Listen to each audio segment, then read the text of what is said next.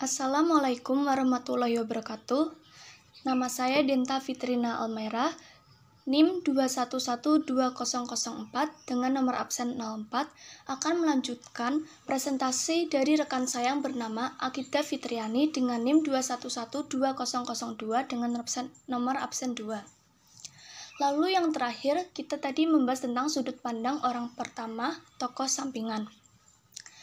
Pada titik ini, tokoh aku hadir tidak dalam peran utama, melainkan peran pendukung atau tokoh tambahan first personal peripheral. Kehadiran tokoh aku dalam cerita ini berfungsi untuk memberikan penjelasan tentang cerita kepada pembaca. Sementara biasanya tokoh utama dibiarkan untuk menceritakan dirinya sendiri lengkap dengan dinamika yang terjadi. Dengan kata lain, tokoh aku pada teknik ini hanya sebagai saksi dari rangkaian peristiwa yang dialami. Lalu, contoh sudut pandang orang pertama tokoh sampingan. Brak! Sekali lagi aku dibuat kaget dengan suara pintu dari samping kamarku. Erika pergi terburu-buru sambil lari tunggang langgang. Sepertinya ia terlambat kuliah lagi. Erika adalah gadis yang manis. Ia ramah dengan semua orang, tidak heran jika banyak orang menyukainya. Tokoh utama tersebut menjadi orang lain di dalam cerita tersebut. Lalu sudut pandang orang ketiga. Pada teknik ini, sudut pandang atau pihak ketiga menggunakan kata rujukan dia, ia, atau nama tokoh dan juga mereka dalam bentuk jamak. Kata ganti ini digunakan untuk menceritakan tokoh utama dalam sebuah cerita. Selain kata ganti yang digunakan, ada satu hal lagi yang membedakan antara sudut pandang orang pertama dan sudut pandang orang ketiga, yaitu kebebasan peran di dalam cerita. Pada sudut pandang orang pertama, si penulis dapat menunjukkan sosok dirinya di dalam cerita, dan ini tidak berlaku pada sudut pandang orang ketiga. Lalu, pada sudut pandang orang ketiga, si penulis berada di luar isi cerita dan hanya mengisahkan tokoh si dia di dalam cerita. Sudut pandang orang ketiga sendiri terdiri dari yang pertama, sudut pandang orang ketiga serba tahu. Pada sudut pandang orang ketiga serba tahu, si penulis akan menceritakan apa saja terkait tokoh utama. Ia seakan tahu benar tentang watak, pikiran, perasaan, kejadian, bahkan latar belakang yang mendalangi sebuah kejadian tersebut. Selain menggunakan kata ganti ia atau dia, kata ganti yang biasa digunakan yaitu nama dari si tokoh tersebut, yang hal ini juga berlaku untuk sudut pandang orang ketiga sebagai pengamat. Contoh teks dari sudut pandang orang ketiga serba tahu. Sudah 6 bulan ini, Naomi terjun pada dunia tarik suara. Ayah dan ibunya tidak ada yang merestui jalur karir yang ia geluti. Ia sampai beradu argumen dengan sang ayah yang memang memiliki watak keras. Keduanya sempat bersitegang sebelum akhirnya dipisahkan oleh sang ibu dengan derai air mata. Lalu, ada sudut pandang orang ketiga sebagai pengamat.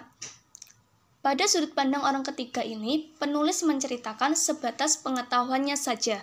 Pengetahuan ini diperoleh dari penangkapan panca indera yang digunakan, baik dengan cara mengamati atau melihat, mendengar, mengalami, atau merasakan suatu kejadian di dalam cerita tersebut. Pengamatan pun diperoleh dari hasil olah pikir si penulis tentang tokoh dia yang sedang ia ceritakan. Contoh sudut pandang orang ketiga bagian pengamat ini yaitu, entah apa yang terjadi dengannya seminggu belakangan ini. Pulang dari kantor, ia langsung menunjukkan ke muka masam. Belum lagi puasa bicara yang sudah ia lakukan seminggu belakangan ini. Apa mungkin karena hubungan dia dan sang kekasih yang tidak direstui oleh keluarga? Lalu yang ketiga ada sudut pandang campuran. Pada sudut pandang campuran, si penulis dapat menggabungkan antara sudut pandang orang pertama dan orang ketiga. Ada kalanya si penulis masuk ke dalam cerita bukan sebagai tokoh utama, dan ada kalanya juga ia berada di luar cerita menjadi orang yang serba tahu. Lalu di sini kita akan menjelaskan tentang jenis-jenis karangan. Karangan itu sendiri merupakan representasi bunyi-bunyi bahasa dalam bentuk visual yang menurut sistem ortografi tertentu. Banyak aspek bahasa lisan seperti nada, tekanan, irama, serta beberapa aspek lainnya tidak dapat dipresentasikan dalam bentuk tulisan. Oleh karena itu, dalam mengemukakan gagasan secara tertulis, penulis perlu menggunakan bentuk tertentu. Bentuk-bentuk tersebut seperti dikemukakan oleh Semi bahwa secara umum karangan dapat dikembangkan dalam 4 bentuk, yaitu narasi, eksposisi, deskripsi, argumentasi, dan persuasi. Lalu kita di sini akan menjelaskan tentang narasi. Pengertian dari narasi itu sendiri yaitu merupakan karangan atau cerita yang menyajikan rangkaian peristiwa secara berurutan. Peristiwa ini harus benar-benar terjadi, tetapi boleh juga hanya imajinasi ataupun fiksi. Di dalamnya terdapat peristiwa atau kejadian dalam sebuah urutan waktu, di mana tokoh di dalamnya berinteraksi dalam berbagai konflik yang terjadi. Pertautan antara ketiga unsur tersebut, yaitu peristiwa atau kejadian, munculnya tokoh, dan adanya konflik yang disebut plot atau alur.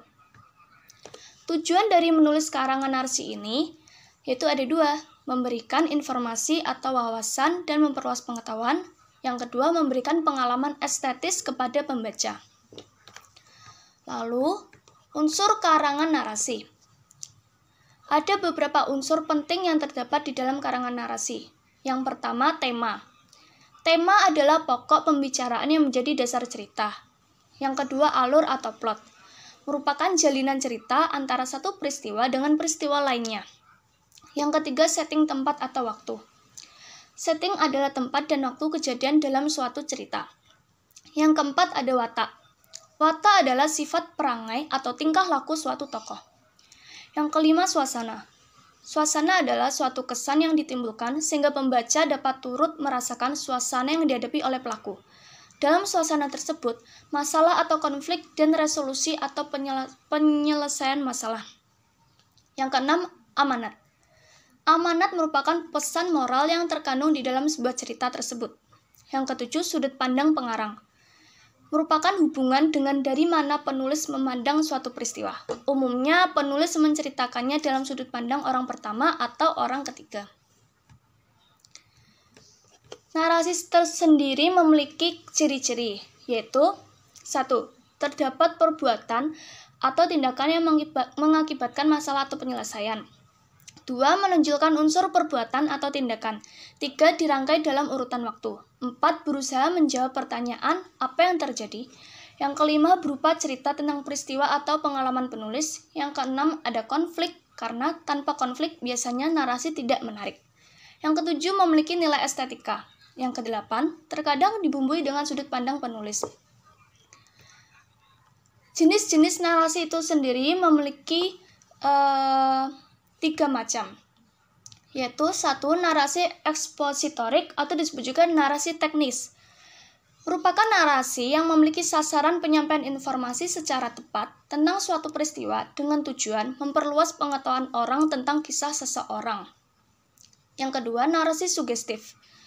Merupakan narasi yang berusaha untuk memberikan suatu maksud tertentu, menyampaikan suatu amanat terselubung kepada para pembaca atau pendengar sehingga tampak seolah-olah melihat dan merasakan. Lalu yang ketiga, narasi informatif. Merupakan penyampaian informasi secara tepat tentang informasi seseorang ataupun suatu peristiwa yang telah terjadi atau baru saja terjadi. Contohnya yaitu, Insinyur Soekarno, Presiden Republik Indonesia pertama, adalah seorang nasionalis. Ia memimpin PNI atau Partai Nasional Indonesia pada tahun 1928. Soekarno bersama Muhammad Hatta sebagai wakil bangsa Indonesia memproklamasikan kemerdekaan Indonesia pada tanggal 17 Agustus 1945. Soekarno bersama pemimpin-pemimpin negara lainnya menjadi juru bicara bagi negara-negara non-blok pada Konferensi Asia Afrika di Bandung tahun 1955. Lalu di sini saya akan menjelaskan tentang eksposisi. Pengertian dari eksposisi itu sendiri yaitu karangan yang berusaha menjelaskan pokok pikiran yang dapat memperluas pengetahuan pembacanya dengan disertai contoh, gambar, grafik, ilustrasi, dan lain-lainnya. Umumnya, karangan ini berbentuk prosa dan memiliki sifat ilmiah atau non-fiksi. Ciri-ciri dari karangan eksposisi ini sendiri yaitu 1. Berupa tulisan yang memberikan pengertian dan pengetahuan. 2. Menjawab pertanyaan tentang apa, mengapa, kapan, dan bagaimana. Yang ketiga, disampaikan secara lugas dengan menggunakan bahasa baku. Yang keempat, bersifat netral, dalam artian tidak memihak dan memaksakan sikap penulis kepada pembaca. Eksposisi itu sendiri memiliki berbagai macam, yaitu 1. Definisi. Contohnya, bekam atau hijama adalah sebuah teknik pengobatan yang dilakukan dengan jalan membuang darah kotor atau racun yang berbahaya dari dalam tubuh lewat permukaan kulit. Menurut pemahaman umum, sebenarnya ia berfungsi untuk membuang darah yang telah rusak atau teroksidasi karena tingginya oksidan dalam tubuh. Lalu eksposisi proses. Contohnya, hingga saat ini bantuan untuk korban Gunung Merapi belum merata. Hal ini bisa disaksikan di beberapa wilayah Sleman, misalnya di Desa P. Sampai saat ini, warga Desa P hanya makan singkong. Mereka mengambilnya dari beberapa kebun warga. Jika ada warga yang makan nasi, itu adalah sisa-sisa beras yang mereka kumpulkan di balik reruntuhan bangunan. Keadaan seperti ini menunjukkan bahwa bantuan pemerintah belum merata.